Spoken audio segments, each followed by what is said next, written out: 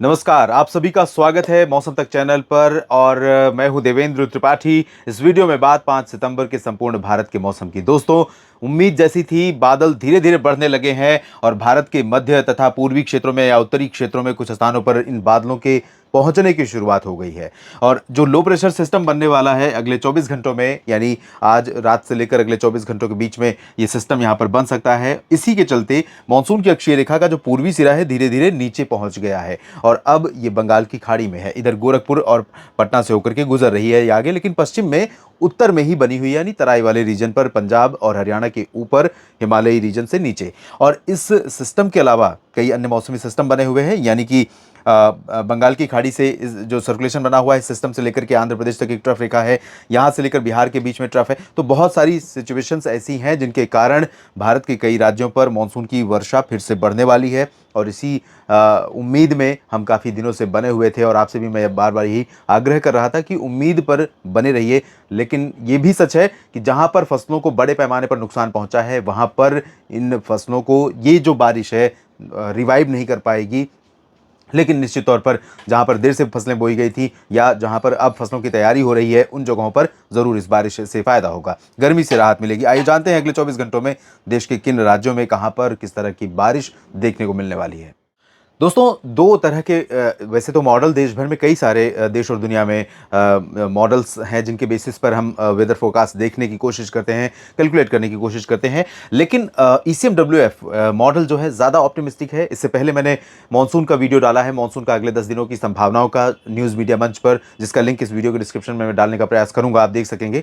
उसमें मैंने दिखाया कि ECMWF ज़्यादा दूर तक बारिश दिखा रहा है अगले 10 दिनों के दौरान, जबकि GFS थोड़ा कम ऑप्टिमिस्टिक है। लेकिन और इसको भी देखें तो अभी दिल्ली और पूर्वी हरियाणा तक या पश्चिमी उत्तर प्रदेश और पूर्वी राजस्थान तक बारिश इस सिस्टम से नहीं पहुंच रही है, लेकिन ECMWF यहां तक भी पहुंचा रही है। GFS का मॉडल है, तो अनुमान यह है कि हवाओं का रुख तो यहां से बदल जाएगा। जो उत्तर पश्चिमी दिशा की शुष्क हवाएं चल रही थी वो धीरे धीरे कम होते होते अब हरियाणा तक ही सीमित रह जाएंगी।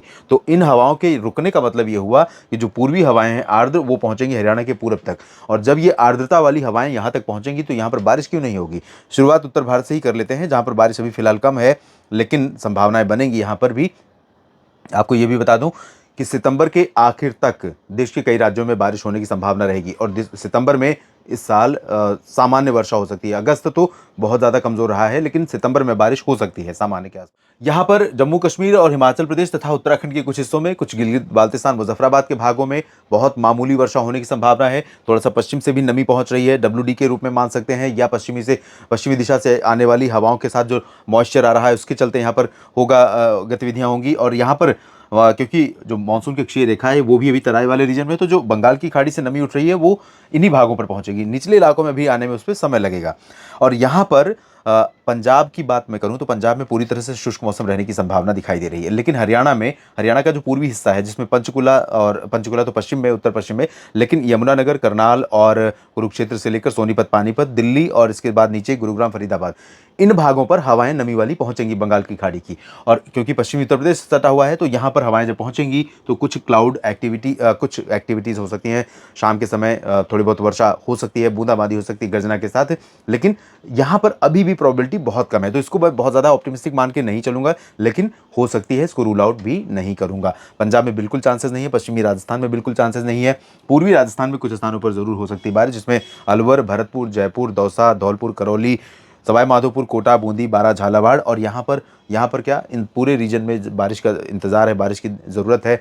लेकिन यहाँ पर काफ़ी कैसे इम्पेशेंट हो चुके हैं लोग, यहाँ पर धैर्य लोगों का टूट रहा है। तो बहुत जल्दी ही यहाँ पर बारिश शुरू होगी और धीरे धीरे मध्य और पश्चिमी भागों तक भी कई जगहों पर पहुँचेगी। फिलहाल पश्चिमी उत्तर प्रदेश की बात अगर करें तो बरेली, शाहजहांपुर, पीलीभीत से लेकर के फर्रुखाबाद और कासगंज समेत आगे इधर एटा, इटावा, मैनपुरी, झांसी, ललितपुर में कई जगहों पर हल्की तो कुछ स्थानों पर मध्यम बौछारें थोड़ी देर के लिए गिर सकती हैं। पूर्वी उत्तर प्रदेश में एंटायर रीजन पर बादल रहेंगे। लखनऊ, कानपुर, अमेठी, रायबरेली, बाराबंकी और ऊपर की तरफ देखें तो सीतापुर, लखीमपुर खीरी और इधर नीचे की तरफ हमीरपुर, महोबा, चित्रकूट और फतेहपुर, दक्षिणी क्षेत्र जो हैं इन भागों में अच्छी बारिश हो सकती है, जिसमें फतेहपुर, बांदा और कौशाम्बी, प्रयागराज, सोनभद्र, मिर्जापुर, भदोही इन भागों में कुछ स्थानों पर अच्छे स्पेल की संभावना रहेगी अगले 24 घंटों के दौरान। जबकि वाराणसी, मऊ, चंदौली और गाजीपुर से लेकर बलिया, गोरखपुर, देवरिया, आजमगढ़, जौनपुर, प्रतापगढ़, अयोध्या, अकबरपुर, टांडा, अंबेडकर नगर इन सभी भागों में हल्की वर्षा कहीं कहीं पर देखने को मिलने वाली है। इसके इधर बिहार की तरफ देखेंगे तो पटना में, गया में पिछले 24 घंटों में कई जगहों पर अच्छी वर्षा हुई है और आने वाले 24 घंटों में भी अच्छी बारिश की संभावना है और 2-3 दिनों तक बारिश का मौसम रहेगा ऑन एंड ऑफ, थोड़ा कभी कम कभी ज़्यादा। भागलपुर, दरभंगा, किशनगंज, पूर्णिया, अररिया, पटना, वैशाली, गया, बक्सर, कैमूर इन भागों में अच्छी बारिश की संभावना है। पटना में अच्छी बारिश मध्य रात्रि से लेकर यानी कल भोर से लेकर के दोपहर के बीच में देखने को मिल सकती है। सिवान, गोपालगंज और चंपारण से लेकर किशनगंज के बीच में बारिश संभावित है। इधर रांची, जमशेदपुर, देवघर, डाल्टनगंज, दुमका समेत तमाम जगहों पर झारखंड में भी संभावना बारिश की रहेगी और पश्चिम बंगाल में भी कई जगहों पर अच्छी बारिश हो सकती है। गिलगित बाल्टिस्तान, उप हिमालयी पश्चिम बंगाल और सिक्किम यानी कि जो पूर्वी भारत का हिमालयी क्षेत्र है और इसके अलावा जो पूर्वोत्तर भारत के क्षेत्र हैं इन भागों में भी कुछ स्थानों पर बारिश होगी। यहाँ मेघालय में और असम तथा मणिपुर और मिजोरम, त्रिपुरा में कुछ स्थानों पर अच्छी वर्षा हो सकती है। अरुणाचल प्रदेश, पूर्वी असम, नागालैंड और मणिपुर इन भागों में बहुत लाइट रेन के आसार दिखाई दे रहे हैं।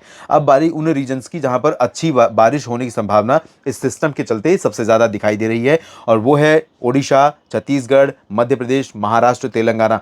मध्य प्रदेश में पूर्वी क्षेत्र में एंटायर रीजन कवर रहेगा बादलों से और यहाँ पर कई जगहों पर खजुराहो, सागर, सतना, पन्ना, टीकमगढ़, निवाड़ी और रीवा, सीधी, सिंगरौली से लेकर उमरिया, मांडला, बालाघाट, शहडोल, अनूपपुर, डिंडोरी और कटनी से लेकर होशंगाबाद, छिंदवाड़ा, नरसिंहपुर, बैतूल इन सभी भागों में कई जगहों पर भारी मध्यम से भारी वर्षा हो सकती है।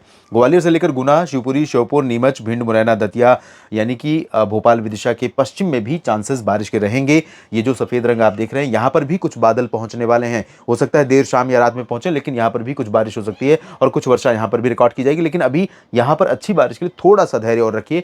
ये पूरब से बादल पश्चिम की तरफ ही आ रहे हैं, आप ही की तरफ बढ़ेंगे तो यहाँ पर भी आपको राहत मिलेगी बारिश से, मतलब गर्मी से बारिश में आएगी तो राहत मिलेगी।